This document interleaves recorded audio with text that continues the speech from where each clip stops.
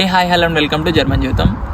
ఈ మధ్య ప్రీవియస్ వీడియోస్లో కమెంట్స్ చదువుతుంటే చాలా కమెంట్స్ ఒక 2-3 క్వశ్చన్స్ చాలా చాలా ఫ్రీక్వెంట్గా కనపడుతున్నాయి. ఆ క్వశ్చన్స్ ఏంటంటే, నాకు బీటెక్లో ఇంత పర్సెంటేజ్ ఉంది, అలా 70-80% అలా ఉంది, పబ్లిక్ యూనివర్సిటీస్ వస్తాయా, లేదంటే లైక్ ఇంకా కొన్ని క్వశ్చన్స్ ఏంటంటే, నేను బీటెక్లో మెకానికల్, సివిల్, ఇలా ఎలక్ట్రికల్ ఇలా చదివాను, ఇప్పుడు కంప్యూటర్స్కి స్విచ్ అవ్వచ్చా, ఇలా ఒక డొమైన్లో చదివి ఇంకో డొమైన్కి స్విచ్ అవ్వచ్చా, నాకు ఇన్ని ఇయర్స్ ఎక్స్పీరియన్స్ ఏమైనా యాడ్ ఆన్ అవుతుందా, ఇలా చాలా క్వశ్చన్స్ చాలామంది అడిగారు. కొంతమందికి అయితే ఆన్సర్ చేశాను కమెంట్స్లో, బట్ ఇంకా వీడియో చేద్దామని ఫిక్స్ అయిపోయినాను దాని మీద. సో ఈరోజు టాపిక్ అదే అనమాట, లైక్ మన పర్సంటేజు, మన ఎక్స్పీరియన్స్ ఏమన్నా ఇక్కడ యాడ్ ఆన్ అవుతుందా పబ్లిక్ యూనివర్సిటీస్ రావడానికి అనేది చూద్దాం. ఫస్ట్ ఆఫ్ ఆల్ మీకు నా బ్యాక్గ్రౌండ్ చెప్తాను. నాకు ఎంత గ్రేడ్ ఉంది, నేను ఏ కోర్సులో బీటెక్ చేశాను, ఇక్కడ ఏం చేస్తున్నాను, ఇలా అని చెప్తాను.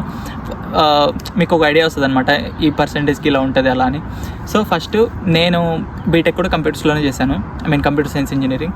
నాకే ఆల్మోస్ట్ 83% ఉందన్నమాట బీటెక్లో. ఇక్కడ కూడా నేను కంప్యూటర్ రిలేటెడ్ మాస్టర్స్ కోర్సు చేస్తున్నాను.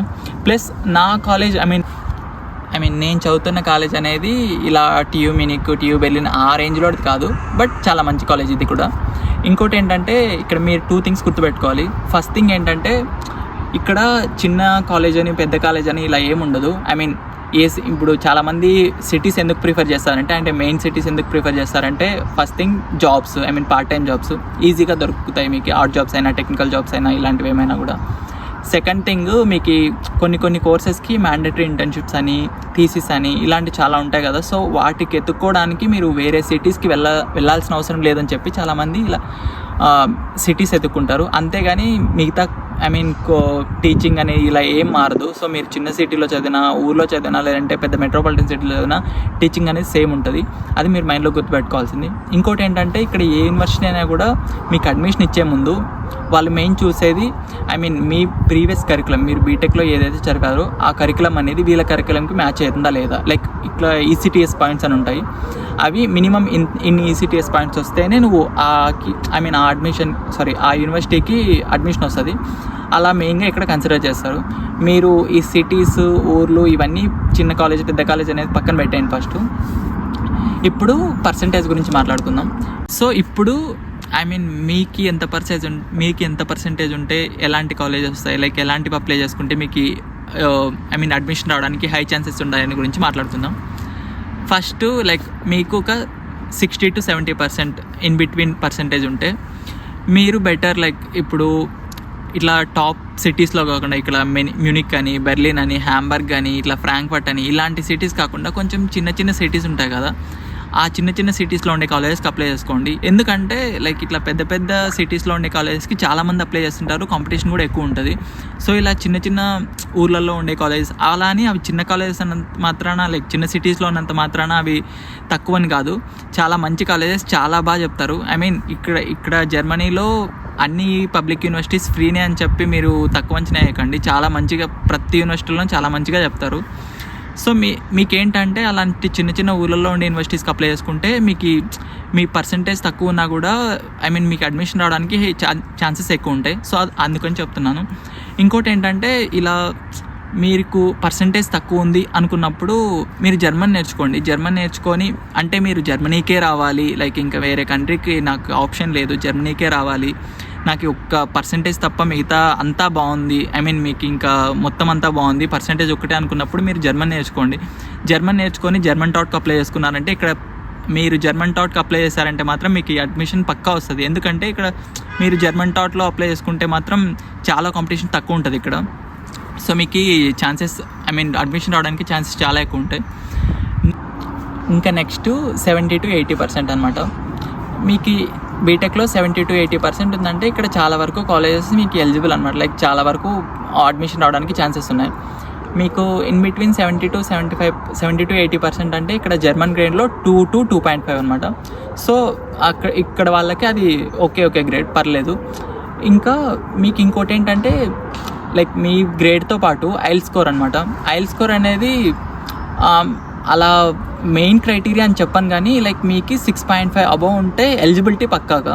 లైక్ 6 ఉంటే కొంచెం కొన్ని కాలేజెస్కి కొన్ని కాలేజ్ రిక్వైర్మెంట్స్కి మెట్ అవ్వవు. సో 6.5 అనేది చాలా వరకు మోస్ట్ ఆఫ్ ద కాలేజెస్కి ఎలిజిబిలిటీ క్రైటీరియా అనమాట. సో నెక్స్ట్ 80 అండ్ అబవ్ అనమాట. ఇఫ్ ఇన్ కేస్ మీకు 80 అండ్ అబవ్ % ఉంటే ఇంకా మీకు ఆల్మోస్ట్ ఆల్ కాలేజెస్ మీకు వచ్చే ఛాన్సెస్ ఉంటాయి. ఇఫ్ ఇన్ కేస్ మీకు ఎక్స్పీరియన్స్ ఉంటే ఇంకా యాడ్ ఆన్ అనమాట ఈ పర్సెంటేజ్ ఉన్న వాళ్ళకి. సో మీకు ఎక్కువ మంది కాంపిటీషన్ ఉన్నప్పుడు మీకు ఎక్స్పీరియన్స్ ఉంటే మీ ప్రొఫైల్ కన్సిడర్ చేస్తారు ఇంకా ఈజీగా. ఇంకోటి ఇఫ్ ఇన్ కేస్ మీకు 90 అబవ్ ఉంటే 90% అబవ్ ఉంటే మీకు ఇంకా high chances like TU Berlin కానీ టీయూ మ్యూనిక్ కానీ ఇలాంటి కాలేజెస్ రావడానికి. మీకు కొన్ని కాలేజెస్కి ఇంకా ఇంకోటి మర్చిపోయింది ఏంటంటే కొన్ని కాలేజెస్కి జిఆర్ఈ అడుగుతారు. GRE plus IELTS or TOEFL ఏదో ఒక ఇట్లా 2 మ్యాండేటరీ ఉంటాయి. ఇప్పుడు టీయూ మ్యూనిక్ అనుకోండి, టీయూ మ్యూనిక్కి జిఆర్ఈ మ్యాండేటరీ అనమాట. ఇలా మీరు ఏదైనా కాలేజెస్కి అప్లై అయ్యేటప్పుడు రిక్వైర్మెంట్స్ కరెక్ట్గా చెక్ చేసుకోండి, అది జిఆర్ఈ మ్యాండేటరీనా లేదంటే కొన్ని కాలేజెస్కి జర్మన్ A1 లెవెల్ కూడా అడుగుతాయి. ఇఫ్ ఇన్ కేస్ మీరు ఇంగ్లీష్ చూస్ చేసుకున్నా కూడా కొన్ని కాలేజెస్కి జర్మన్ A1 అడుగుతాయి. ఇలాంటివి కూడా మీరు రిక్వైర్మెంట్స్లో చెక్ చేసుకోండి. ఇది ఇంకోటి ఎక్స్పీరియన్స్ అనేది ఇఫ్ ఇన్ కేస్ మీరు బీటెక్ అనేది మెకానికల్, సివిల్ ఇలాంటి బ్రాంచెస్లో చేసి మీరు కంప్యూటర్స్లో మాస్టర్స్ చేయాలనుకుంటే అప్పుడు మీకు ఎక్స్పీరియన్సే యాడ్ ఆన్ అవుతుంది. అది కూడా 1 year ఎక్స్పీరియన్స్ అనేది నాకు తెలిసినంత వరకు పెద్ద కన్సిడర్ చేయరు. మీకు అట్లీస్ట్ 2+ years ఎక్స్పీరియన్స్ కంప్యూటర్స్లో ఉండి మీరు మెకానికల్, సివిల్, ఈసీ ఏ డిపార్ట్మెంట్లో మీరు బీటెక్ చేసినా కూడా మీకు ఇక్కడ యూనివర్సిటీస్ అనేది కొంచెం కన్సిడర్ చేస్తాయి అనమాట మీ ప్రొఫైల్ని. సో వీళ్ళు ఇట్లా 2+ years ఎక్స్పీరియన్స్ కంప్యూటర్స్లో ఉంది, సో ఇట్లా వీళ్ళకి కంప్యూటర్స్లో కూడా చదవనివ్వచ్చని.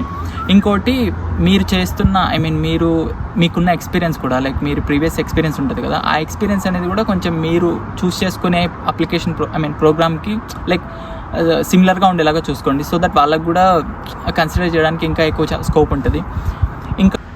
ఇంకొకటి మెయిన్ ఇంపార్టెంట్ థింగ్ ఏంటంటే మీరు అప్లై చేసుకునేటప్పుడు ఇఫ్ ఇన్ కేస్ మీకు కోర్స్ అనేది యూనివర్సిటీస్ అనేది షార్ట్ లిస్ట్ చేసుకున్నప్పుడు అట్లీస్ట్ ఒక 10 to 15 యూనివర్సిటీస్ అన్న అప్లై చేయండి. మీరు ఏదో ఒక 2 to 3 కాలేజెస్ అప్లై చేసి ఇంకా నాకు వచ్చేస్తుంది అని మాత్రం ఉండకండి. ఎందుకంటే ఇక్కడ రిజెక్షన్స్ రావడానికి కూడా చాలా టైం పట్టుద్ది. మీరు రిజెక్షన్స్ వచ్చినాక మళ్ళీ అప్లై చేసుకుందాంలే ఇంకా కొన్ని యూనివర్సిటీస్ అనుకునే లోపే మీకు టైం అయిపోయి ఉంటుంది. సో మీరు టైం వేస్ట్ కాకుండా చెప్తున్నాను, మీకు కొంచెం డబ్బులు ఎక్కువైనా పర్లేదు, కొంచెం అప్లికేషన్ ఫీజు కనుక్కొని ఒక 10 to 15 కాలేజెస్ అప్లై చేసుకోండి.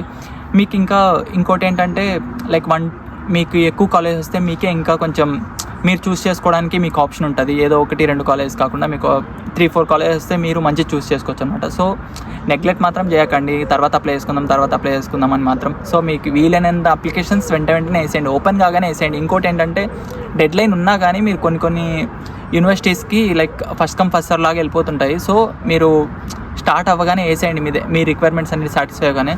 సో ఇది నా నుంచి టిప్ అనమాట. ఇంకోటి జర్మనీలో అప్లికేషన్ ప్రాసెస్ అనేది చాలా టైం టేకింగ్ అనమాట. సో దట్టు చాలా స్ట్రిక్ట్గా చూస్తారు. మీ కరికులం అనేది వీళ్ళ కరికులంతో మ్యాచ్ అయిందా లేదంటే మీ ఎక్స్పీరియన్స్ అనేది మీరు ఇప్పుడు చదవాలనుకుంటున్న మాస్టర్స్కి మ్యాచ్ అయిందా లేదా, ఇలాంటి చాలా క్రైటీరియా వీళ్ళు చూసుకుంటారు. సో అందుకే మీరు కొన్ని ఎక్కువ అప్లికేషన్స్ వేసుకోండి. సో దట్ మీకు అడ్మిషన్ రావడానికి ఛాన్సెస్ ఎక్కువ ఉంటాయి. ఐ థింక్ ఈ వీడియో మీ అందరికీ నచ్చింది, హెల్ప్ఫుల్ అయిందని అనుకుంటున్నాను. ఇంకా ఇలాంటి వీడియోస్ కావాలనుకుంటే సబ్స్క్రైబ్ చేసుకొని, లైక్ చేసుకొని, షేర్ చేయండి. అలాగే మీకు ఇంకా ఏమైనా డౌట్స్ ఉంటే అప్లికేషన్ ప్రాసెస్లో కానీ ఏ డౌట్స్ ఉన్నా కూడా కింద కామెంట్ సెక్షన్లో మెన్షన్ చేయండి. అలాగే ఈ ఛానల్లో చాలా వీడియోస్ ఇంతకుముందే చేశాను. మీరు జర్నీకి రావాలంటే మాస్టర్స్ ఎలా ఎక్స్పెన్సెస్ ఎలా అవుతాయి, ఇంకా పార్ట్ టైమ్స్ ఎలా ఎత్తుక్కోవాలి, పార్ట్ టైమ్స్కి శాలరీస్ ఎలా ఉంటాయి, ఇలాంటి చాలా వీడియోస్ చేశాను, వెళ్ళి చూసేయండి. ఓకే మరి.